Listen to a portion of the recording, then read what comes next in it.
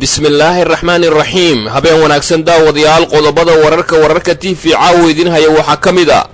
dowladda Kenya oo ka hadashay sababta ka dambeysay joojinta duulimaadyadii ka imaan jiray magaalada Muqdisho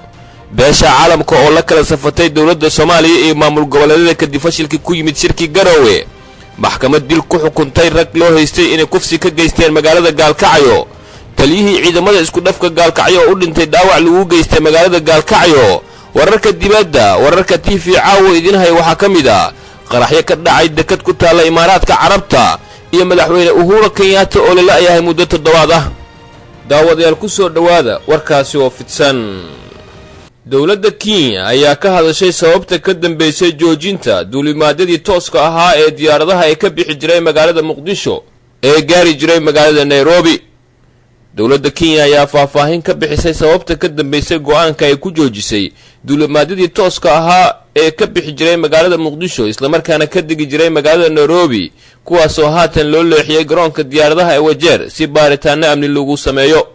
agaasimaha waaxda badbaadinta duulimaadyada Kenya ayaa sheegay in arrimo amni darteed ay u qaadeen talaabadan iyadoo ay muuqato walaacay Kenya ka qabto amniga garoonka diyaaradaha Muqdisho oo ah mid si weyn ay u ilaaliyaan ciidamada AMISOM iyo kuwa dawladda Soomaaliya Kenya waxa ay sheegtay in xanibaadda cusub ay sii socon doonto ilaa laga gaarayo 9 bisha Agoosto muddadaasi 3 bilooda waxa dawladda Kenya ay shaacisay in lagu qiimeyn doono wax isbeddelka dhinaca ammaanka iyadoo kadib laga baaraandegi doono go'aanka in sidiisa uu sii ahaado iyo in dib u eegis lagu sameeyo wasiirka gaadiidka iyo duulista hawada Soomaaliya Maxamed Cabdullaahi Salaad Omar oo la hadlay warbaahinta ayaa isaguna meesha ka saaray in arrimo amni ay Kenya u soo rogtay xanibaadan cusub waxa uu tilmaamay inay tuhunsan yihiin inay jiraan go'aano siyaasadeed oo dawladda Kenya ay ka damacsan tahay dawladda Soomaaliya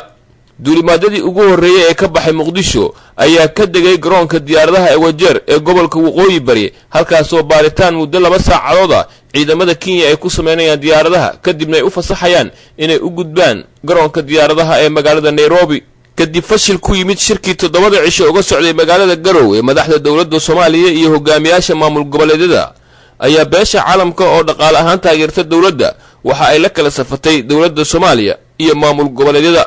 saaxiibada caalamka oo dhaqaale ahaan taageera dawladda ayaa laba garab u kala jabay kadib fashilkii ku yimid shirkii Garowe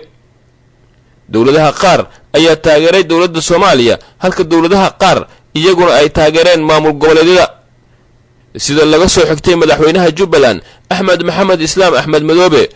waxa wax laga xumaadaa in beesha caalamka ay kala qaybsanto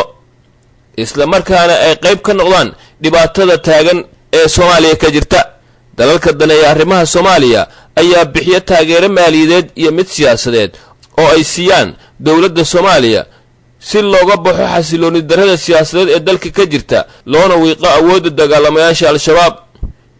xeel dheerayaasha arrimaha siyaasadda ayaa aaminsan in kala qaybsanaanta beesha caalamka ee Soomaaliya ay dharbaaxo ku noqon karto hiigsiga qaranka uu leeyahay 2 sano ee soo aadan gaar ahaan qabsoomidda doorasho qof iyo coda si lamida baacsiga argagixisada al-shabaab ee ku xiran ururka al-qaacida hadalka ka soo yeeray hogaamiyaha maamulka Kismaayo ayaa ku soo beegmay xilli lagu soo kala tagay shir magaalada Garowe uga socday muddo isbuuca madaxda dawladda Soomaaliya iyo madaxda dawlad goboleedyada natiijo la'aanta uu kulankaasi ku soo idlaaday ayaa la fahansan yahay inay ka dambeysay markii dawladda federaalka garowsiye ka bixin weyday eedeemo loo jeediyay oo ugu horeeyaan faragelinta maamulada qaarkood si lamida fashilka shirkaasi ayaa yimid ka gadaal markii xukuumaddu ay diiday inay dib uga laabato sharciyada doorashooyinka badroolka hanaanka dib u eegista dastuurka iyo hanaanka loo xalinayo khilaafka Galmudug waa markii ugu horreysay oo shir madaxda dawladda Soomaaliya ku maamul goboleedyada ay yeeshaan oo ku soo dhamaado is-afgaranwaa iyadoo aan wax heshiis ah la gaarin tan iyo markii uu xafiiska yimid madaxweyne Farmaajo sanadkii 2017 bishii September ee sanadkii 2018 ayay ahayd markii maamulada qaarkood ay xiriirka u jireen madaxtooyada oo intaasi kadib go'aansatay in ay go'doomin dhaqaale geliso maamulada aragti ahaan ka soo horjeeda dhinaca kale madaxweynaha Jubbaland ayaa daboolka ka qaaday qodobada ajandaha kulanka ku jiray ee is-afgarawaaga keenay waxaana ka mid ahaa qaabka loo qaybsanayo dhaqaalaha caalamka laga helo. axmed madoobe oo hadalkiisa sii wata ayaa tibaaxay marka la eego habdhaqanka madaxda dowladda federaalka waxa uu muujinayaa inay raadinayaan muddo kororsi marka uu dhammaado xilkooda sida uu hadalka u dhigay. waxaana intaasi uu ku daray in aan hal maalin loogu dari doonin madaxda qaranka isagoo sii shaaciyey in xitaa madaxda maamul goboleedyada uu ka mid yahay hoggaanka Jubbaland waqtigiisa aan hal maalin lagu dari doonin. maxkamad ku taalla magaalada Garowe ayaa maantay xukun ku riday rag loo haystay kufsi kiis ah oo gabar yar oo lagu magacaabo Caasha Ilyas lagu geystay magaalada Gaalkacyo kadibna lagu dilay. maxkamadda darajada koowaad ee gobolka Nugaal ayaa xukun dil ah ku riday rag ku eedeysnaa kiiska Caasha Ilyas Aadan oo ahayd gabar da'yar oo bilowgii sanadkan lagu kufsaday magaalada Gaalkacyo kadibna lagu dilay magaaladaasi. ragga la xukumay oo laba ka mid ah isla dhasheen ayaa kala ahaa Cabdifitaax Cabdiraxmaan Warsame, Cabdisalaan Cabdiraxmaan Warsame iyo Cabdishakuur Maxamed Dige. waxaana lagu xukumay dil toogasho oo ay fulinayso dowladda Puntland sida uu sheegay gudoomiyaha maxkamadda Sheekh Cabdinuur oo ku dhawaaqay xukunka. maxkamadda ayaa sidoo kale fasaxday 7 nin oo kale oo kiiskan ku eedeysnaa kuwaasoo ku xirnaa xabsi ku yaallay magaalada Garowe kadib markii lagu waayay wax dambi ah. garsooraha maxkamadda ayaa sidoo kale goobta ka sheegay in ragga la xukumay ay haystaan bil ay ku qaadan karaan racfaan. maxkamadaynta raggan oo dhowr jeer oo hore dib u dhacday ayaa qareenadii u doodayay dambiilayaasha la xukumay iyo kuwa la sii daayay eedeysnaa waxay codsanayeen in waqti dheeri ah la siiyo.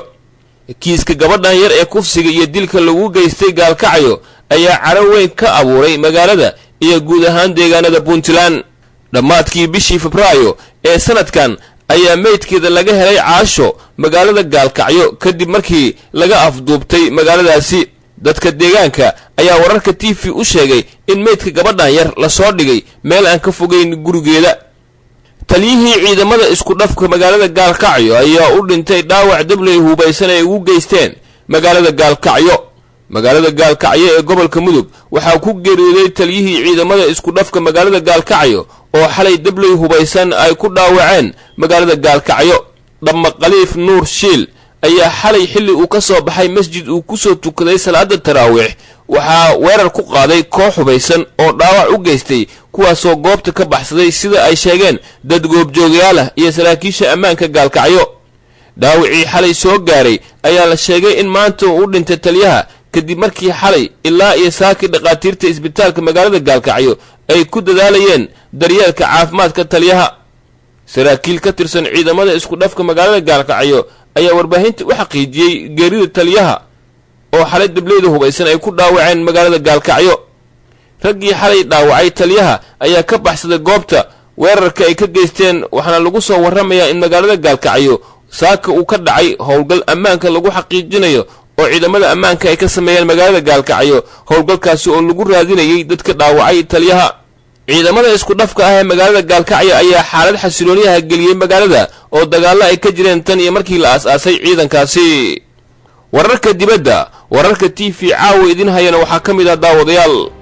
madaxweynaha Kenya Uhuru Kenyatta ayaa muddo 7 ah aan lagu arag fagaarayaasha dalka Kenya. waxaa soo baxaya walaac ay qabaan shacabka dalka Kenya kadib markii labadii 7 ee la soo dhaafay aan madaxweyne Uhuru Kenyatta lagu arag fagaarayaasha dalka Kenya.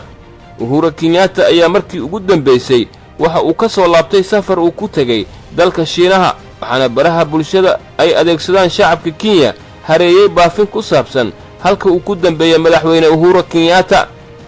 waxaa lagu daabacay baraha bulshada baafin lagu doonayo in lagu ogaado halka uu ku dambeeyo Uhuru Kenyatta iyadoo la soo daabacay